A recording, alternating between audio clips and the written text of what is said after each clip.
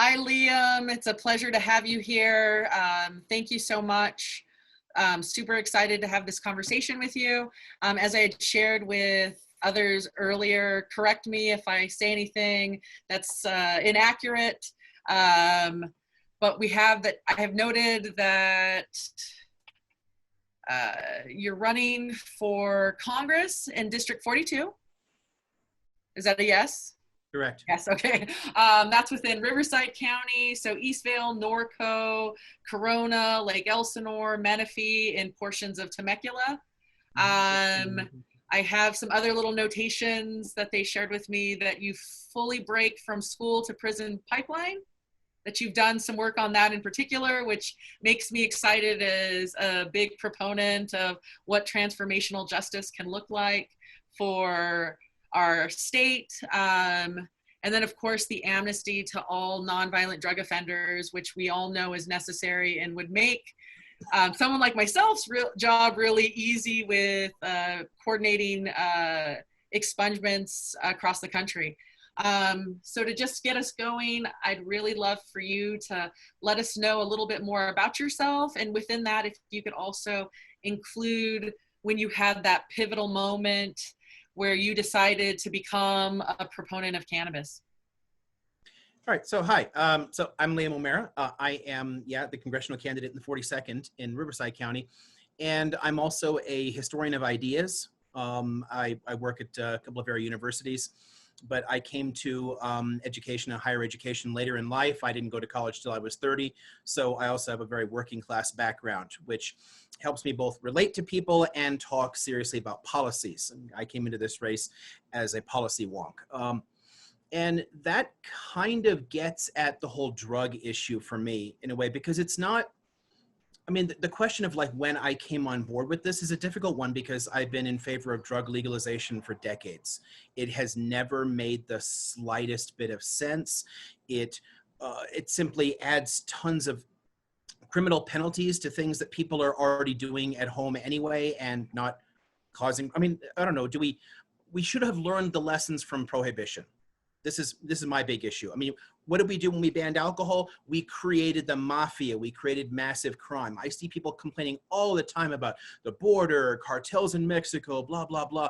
And as well as like the deaths and the problems that we get from drug abuse here. And like, okay, so if it was safe and regulated and people had a way to deal with things medically, if they have a problem just like they do with alcoholism, how would this not be better? Criminalizing it has never made the slightest bit of empirical sense to me. I am with you on that. As somebody who's been impacted and who definitely has, as a Latinx person, has had to navigate all of these conversations with my family in particular, it's definitely been a point for me. I have a bunch of different questions for you, but one of the biggest ones is, what do you envision for our industry? What are things that we can do to really create that kind of change that we want?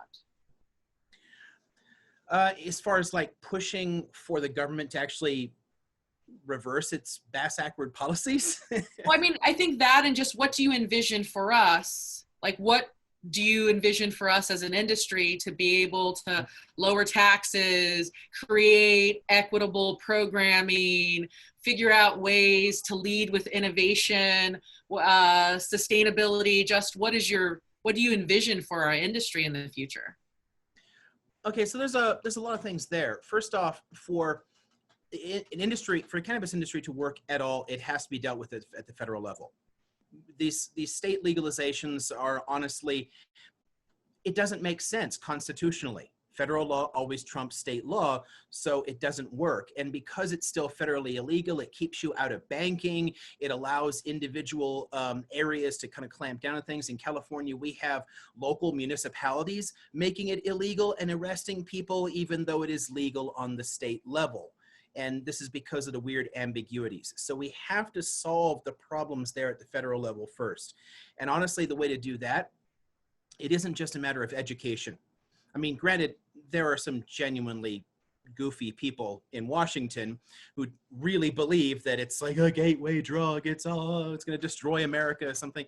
But for the most part, it's not a matter of education. It's a matter of lobbying. It's a matter of money. And that also is going to be one of the biggest problems that we have as far as fostering industries here, because by the time they get around to really legalizing it at the federal level, I worry that they'll simply open it up to the Philip Morrises of the world. And then all the communities that have been negatively impacted by this will get nothing for it. I mean, we need to do some kind of basic justice for the people that have been involved in this for a long time, and make sure that they have the first shot at creating good, sustainable businesses as this becomes legal. And that, again, that's a federal issue. That has to be in legislation. There have to be people involved willing to stand up for the family farmers and the distributors and everybody else here, so that they get their cut out of that. And that politically is quite difficult. A lot of people don't want to deal with it because it's been illegal for so long. No one wants to stand up, and because you're like fighting for criminals. But as far as I'm concerned, it's a load of BS. Again, you mentioned amnesty. It honestly offends me that we lock up more people than China, India, and Indonesia combined. And that's a population of 3 billion people. We have more in prison. And it's because of things like the drug war. We need to release everyone from prison that's in there for these non-violent drug uses. We need to expunge their records, and we need some kind of basic justice and reparations for what was done to them, because the entire thing was unjust.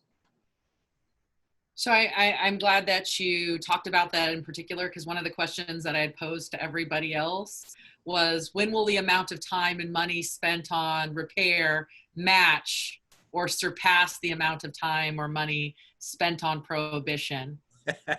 Yeah. It was a hard question for everybody. They all laughed, and I was all like, I'm going to ask it. Right. As somebody who's working on transformational justice, I still want to know, when are we going to have that equality that most of us are seeking? Because we know we can't do it without equity, in particular. So quite honestly, no one's talking about that, and no one would. If you manage to push through a law right now actually legalizing things or decriminalizing or whatever they choose to do, no one's going to stand up and say we should continue spending on the same level in order to make up for the damage that we did.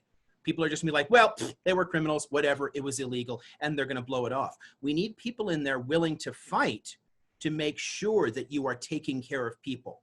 And that means the spending has to stay up for a while there, just to make up for the ridiculous damage that we did.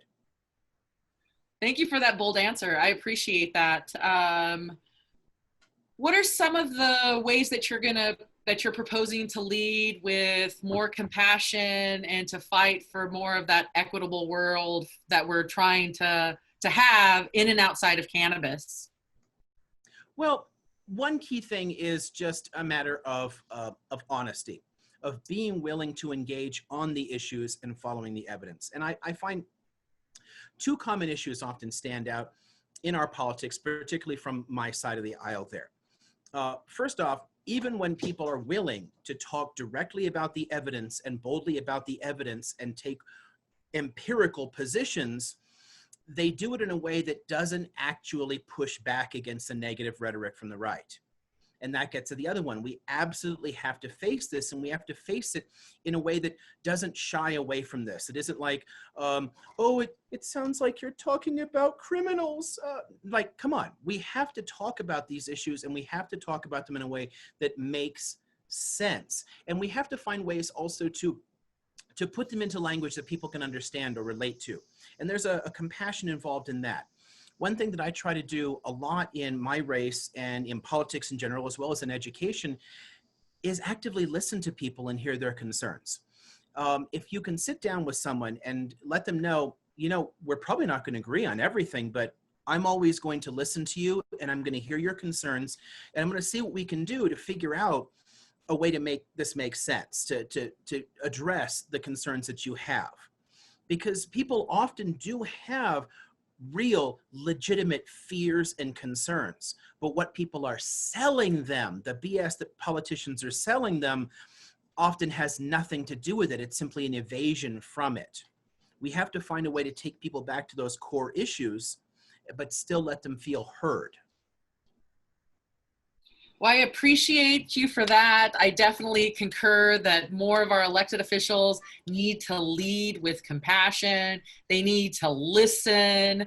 If anybody's out in Congressional District 42, I would highly suggest that you reach out directly to Liam, have these conversations with him. He wants to be able to move us forward. Thank you so much, Liam, for your time. Thank you so much, Susan, for letting me spend my morning with all of you here today.